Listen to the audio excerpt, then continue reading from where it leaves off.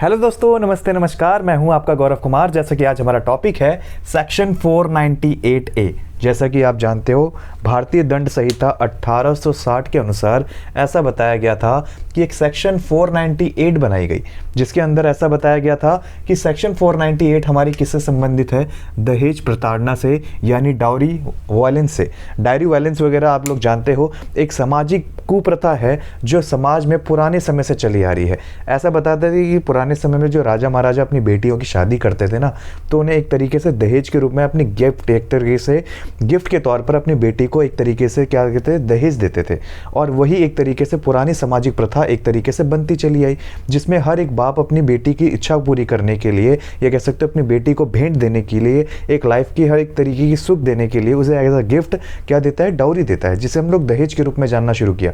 और वो प्रथा पुरानी समय से आज तक चली आई, जिसमें कई लोग डोमेस्टिक वायलेंस का केस बना, कई लोग मारे गए। जो बेचारे गरीब बाप अपनी बेटी के लिए दहेज नहीं दे पाते थे, उनके चक्करों में उनकी फैमिली वालों के दौरान, या कह सकते हो लड़कों वाले के थ्रू डोमेस्टिक वायलेंस का केस बना।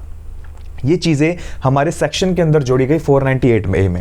पहले तो अच्छी मानी गई, लेकिन समाज के ऐसी घटनाओं के साथ साथ ये प्रथा बुरी बनती चली गई। जब बुरी बनती चली गई, जिसमें एक तरीके से क्या है, लड़कियों को मारना पीटना, जब ऐसी स्थिति पैदा हुई, तो इसके लिए एक कानूनी अधिकार का संविधान के अंदर जोड़ा गया, जो कि सेक्शन 498 में बनाया गया। और इसमें दहेज के लिए किसी भी तरीके से किसी भी औरत को मारना एक तरीके से सरकारी तौर पर, यह कह सकते हो हमारे संवैधानिक तौर पर, उसे गैर कानूनी माना गया। और इसी के दौरान ऐसा बताया गया कि अगर किसी भी फैमिली के अंदर, अगर मान के चलो किसी फैमिली में एक शादीशुदा जीवन को 7 साल हो चुके होते हैं, 7 साल होने के बावजूद भी अगर उसकी फैमिली, अगर उनकी बेटी वाले या लड़की वाले से दहेज मांगते हैं, और दहेज के केस में उनके साथ प्रताड़ित वाले काम किए जाते हैं, मारा पीटा जाता है दहेज के लिए अगर औरत को, तो उस केस में सेक्शन 498 के तहत उसे 3 साल की सज़ा भी सुनाई जा सकती है।